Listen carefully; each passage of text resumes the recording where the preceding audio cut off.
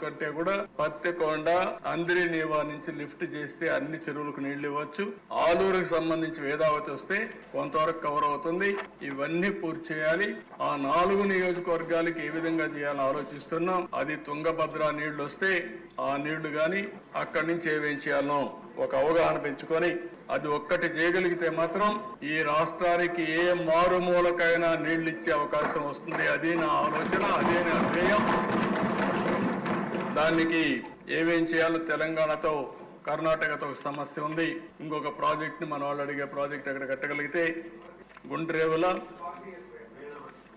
RDS right main canal Gundrevula ఈ 2 వస్తే కొంతవరకు సెట్ అవుతుంది. ఆ ప్రయత్నం కూడా చేస్తాం. ఇచ్చి పుచ్చుకునే ధోరణిలో ముందుకు పోయి ఆ 2 చేయగలిగితే ఇక్కడ అన్ని ప్రాంతాలకు ఎక్కడ కావాలంటే అక్కడ నీళ్లు తీసిపోతాం. కానీ ఈ ప్రాంతం ఒకటే నాకు కొద్దిగా కన్సర్న్ ఉంది. దాన్ని కూడా ఏం చేయాలో చేస్తాం.